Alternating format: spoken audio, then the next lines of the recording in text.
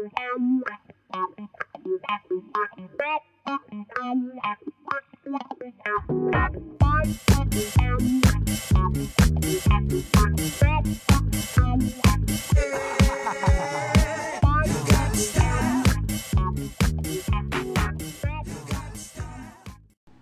scenario is going to be Destruction. It is a 2015 Steamroller scenario. It includes Kill Box. You need 5 points to win. You get 1 point for controlling the zone, 2 points for dominating. You can't do either of those though until you destroy the enemy objective, and doing so will give you 1 control point. You can't do any of the scoring though until the second player's second turn. Alright, we have a game here between Tom Carter on the right and his Fiona the Black, and Christian Lombardi and his Epic Hexeris on the left. Now, Epic Hexeris is going to be running the Mammoth, the Gladiator, the Drake, who will be the Bond, and then also the Raider. He'll be having a unit of Max Posse. There'll be also a Taskmaster, a Willbreaker, or in Midwinter, Master Tormentor, and then also he'll be having the Ping Givers. On Fiona's side, she'll be running the Galleon and a Nomad. There'll be the Max Kayazi with the Underboss, then the Eliminators. There will also be the Max Nis Hunters, and then there'll be Gorman, there'll be Ragman, Rupert, and Epic Iris. So both these players are dealing with a bit of a defense skew. Between Ashen Vale and Dirge, that brings the Gators up to defense 15. Already some high defense on the Mercenary side, and of course whenever Fiona the Black pops her feet, then you're -1 dice to hit and to damage, and so that really makes them really pretty much impossible to hit, and the Galleon almost impossible to damage. So that's going to be a big thing going in their favor. Mercenary is going first, really running up. The spells going up is the one on the Assassins, where it's like the Errants, where you get to pick which model dies, and also the Eliminator in the front is going to be the Arc node. So really trying to get up there, get those Kayazi in a pretty good spot. Rupert put +1 defense on them just to make that defense even higher. So now we're going on to the Scorn turn, and he's going to be running up his Gators. This was a little bit of a mistake because he forgot which objective he used. He was thinking that this is the one that gave cover, but in fact he both took the one that was the Arcane Wonder. So that's the one where an upkeep can be 1 cheaper. It doesn't really come up, but that's why those Gators kind of went there until he realized, oh, that was the other list. But now the Mammoth is going to go, getting Far Strike from the Raider, and hoping for some good deviations. And whereas the first one didn't, these next ones will. And with these deviations, he's going to be killing off 5 of the Kayazi. Now, he is able to take the ones from the back because of the spell he has on, but this is a massive blow for the Mercenary player. There's a lot of this game plan that really relies on having these Assassins to be delivered, and losing half of them on turn 1, that was really bad. They could have had Tough, but then again, hey, I mean, who knows how many Toughs you would have made and all the rest of it. Alright, so back to the Mercenary turn 2, charging in with the Eliminators, and now this will be the new thing that's going on here for the Merc player, where the dice are going to be horrendous. So even though they are hitting just bad damage, and they leave that guy alive, the remainder of the Kayazi going in. Same thing with the Nis Hunters. They do a big combine into the one Gator there, hoping to kill it, and rolling like 4 damage or something pathetic. Then the Nomad's going to run up to get in the way, and the Galleon's going to try shooting it down. But again, getting really bad dice, just can't hit, and in the end, getting nothing done with the Galleon. So really poor turn for the Mercenary. Really want to get a lot more done. Last thing they do is goes up here with Fiona the Black and pops feet. So hopefully now nothing will be lost, so they can have a big counterattack in the next turn. But now we're back to the Scorn player's turn, and they're going to need to try and do whatever they can to attrition, because of course with acrobatics and all that stuff, first of all, Hexeris can't hide behind the wall because that'd be killboxing himself. So he'll have to be up here. And so every assassin he can kill, the better. But then again, I mean, between their high defense and the feet, that's just really difficult. So the Drake's going to come up here and do a spray, and that's going to be able to kill one of the assassins. So that's 1 down. Otherwise here, he's going to be then, I believe, moving up with Hexeris next and wanting to cast some spells. Now, he wants to be far forward to get where he needs to be, but be back as well. And so he's going to be playing with this positioning a little bit here. But eventually when he has him there, and we're just going to wait for him to move up a little bit, get some other models out of the way. He's going to be wanting to arc some spells through the Drake, the Ashes to Ashes, to really try and kill a lot of models. But when he finally gets to his final position, he's going to measure his command, which is exactly the same one as Fiona's, and it turns out that he was just in. So that means he's -1 dice to hit and to damage, and so that really is killing his plan. So he decides not to cast anything, stay there in camp, and now, because he's standing right there, he really has to kill these Kayazi. So I believe the Mammoth is going to be going next here. Again, he's just being very careful about his placement. And the Mammoth is going to start shooting. So one blast going into the Nis here, killing one of them. Because, of course, his strength is so high, you don't even really need to boost. Other ones here going after the Kayazi and Eliminators. Now, one Kayazi is going to die, and that's going to make the other one fail its command test. So that's, again, a really huge blow. I believe another Kayazi or two are killed as well. And so, again, that whole Kayazi rush really stopped in its tracks. The Gators really just ran to try and engage all the things they didn't like, because the odds of them actually hitting are pretty much remote. And now we're going to be back to the Mercenary side pretty close here. So, I mean, a few more models getting there, or Midwinter will come up and say no spells. But, yeah, I mean, that whole Kayazi charge is pretty much halted in its tracks.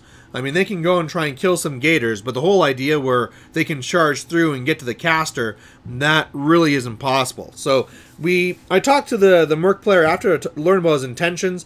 He wanted to clear out the zone to start winning on scenario, but he's going to have some misplays and bad luck here. First of all, the Nis move up to do a combine into the Gator, and they can't because it's still engaged by the Nomad. So they shoot for the Drake instead, do really piss poor damage, and then the Nomad's going to go to try and kill the Drake.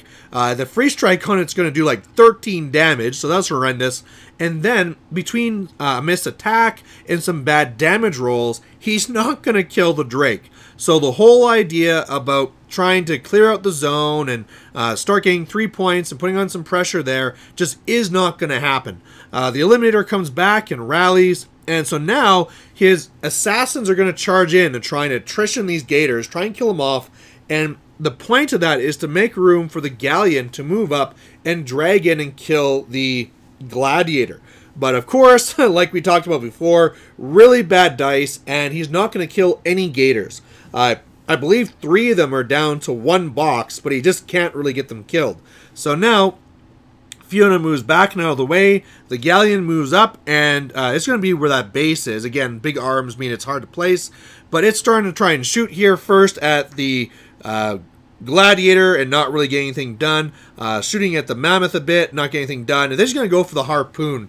And so all he needs to do is hit and damage, which he will, and then drag it in and start buying those attacks to take it out. But because that one leader, Gator, was not killed, it's actually going to block the drag. So we look at this for a while, and it is going to block. And again, that's a massive blow for the Mercenary player. It tries for a lucky deviation with Gorman, but actually blinds 2 of his own Nis. And after that very unfortunate turn, it is now back to the Scorn player. And really, there's a lot of things here right in front of him where he can really start to clean up. And he does have to be careful because, say, for example, if he does not kill the Galleon can go through and get a spell so it can see through models and be able to shoot down Hexeris. So the Galleon being that close is a definite threat. The Scorn player is going to have to really make sure it goes down. But with this placement, that really shouldn't be too bad. Some of the Gators are going to take a free strike, trying to move where they want to. And I believe he loses 1 here to a free strike. Otherwise, he's just making sure to get up there to engage Iris again, engage Gorman, making some attacks on some assassins, killing more of them off. And again, yeah, I think he's down to just 1 assassin and 1 eliminator. So whereas there used to be tons of assassins up there, now it's hardly anything. The Gladiator here is going to be, well, after the Pain Givers go and and enrage them. The Gladiator is going to be charging the Nomad. And I mean, the Nomad has really low defense, so for it to go in there, I mean, that Nomad is not going to survive this. The Nomad is pretty decent for being only 3 points, but it's not going to stand up to an enraged Gladiator. So we're going to start rolling these out, but the Nomad is going to go down, and that's going to open things up so that the Mammoth can charge the Galleon. Again, really easy to hit. The Mammoth pretty damn strong, so it's rolling dice +2, and after everything is said and done, it's actually going to wreck the Galleon. So this is a huge swing now, really set up by the bad dice of the Mercenaries, and now they're going to be really reeling from this. The Will Breaker coming up here to make it take an extra shot, which is going to go and kill off one of the Nis there. Ashes to Ashes hitting the Mammoth, which is going to kill a couple more of those assassins. And really, yeah, the Orin going up, trying to do some lightning, but that's going to miss. But yeah, the really, really hard spot right now for the Mercenary player. So the Nis Hunters now are going to charge in to try and kill that Gator, which it will, which will free up Gorman to blind the Mammoth. Right now, clearly, it's not going to look well for an assassination kill or a scenario victory, but one thing that the Mercenary player does have is he is fairly up on time. The Scorn player is down to about 10 minutes, so if he can just hold off here, he could win by death clock, so it's not over yet. Epic Iris going out, taking a free strike, but not getting hit. Otherwise, going and grinding, killing, I think, one more posse member, but really, there's very little that they can do. Fiona running over just to try and get out of the way and get an objective between herself and the Mammoth. Back to the Scorn player's turn. He's going to move up here with the Mammoth, bulldoze out of the way the one Nis Hunter, and destroy the objective. Now, this was actually a mistake, which we are going to correct in a couple of minutes here. Because he was blinded, he had to forfeit either his movement or his action, so this was not possible. So we're going to be putting that objective back right now. But otherwise, what happened is that he killed off the rest of the assassins, so the Mercenary player even running out of models to even contest with. And we're back to the Mercenaries. The Nis trying to get in there and kill whatever good targets they can. And really just try and gum up that zone like we were talking about. So the Mammoth is going to be blind again. The Master Tormentor is going to be killed. The Will Breaker not hit. Otherwise, yeah, I mean, the one little Nis Hunter attacking the Mammoth, just trying to do something. Even Ragman charging in, trying to do something. And it didn't really work, but now it's going to be coming back to the Scorn player. He's going to do an Ashes to Ashes on his own Mammoth, which is going to really clear out a lot of the stuff that was in the way. The Mammoth is going to destroy the objective. Hexy is in the zone, so he's going to score 3 points here, but he is now down about 5 minutes. So, you know, it is really, really desperate, but I mean, that's really all that's left here. Epic Iris is killed, other models are killed, but really all the Mercenary player can really do is put the one assassin, or sorry, the Nis Hunter into the zone. And it really didn't matter, because even though the Mammoth was blinded, the Scorn player just said, like, well, I can just forfeit my action and bulldoze him out, and then win on scenario. So there you have it. Epic Hexeris wins by scenario. It's one of those games where when I first looked at the very beginning, I thought this will be a long grind. It'll be very interesting where this goes. But due to some good luck with the deviations for the Scorn player and some bad luck for the damage rolls and the hit rolls for the Mercenary, it actually turned very, very quickly. One of the things that was good to see is that even in a game like this that was turning very quickly, where assassination and a scenario were taken off the table, winning on death clock was still a possibility, but even then it was very difficult, because that Ashes to Ashes really good at hitting something like the Mammoth and just clearing out all these types of models. One of the things I was talking to the Mercenary player after that maybe was a possibility is this is one of the things where you run up Fiona the Black fully camped, just hoping the opponent will attack her and waste time. But even then, I mean, if you're doing that and a Mammoth gets to her, it's probably over. So Yeah, there you go. Thanks for watching. One of the things I don't know if you noticed that these are two beautiful armies. These are two guys that normally win Best Painted. So having them both together at one time, hopefully you guys were able to see how well this type of battle report was, thanks to this being painted so well. But either way, thanks for watching, and we'll catch you next week for another Warmachine Wednesday. Bye.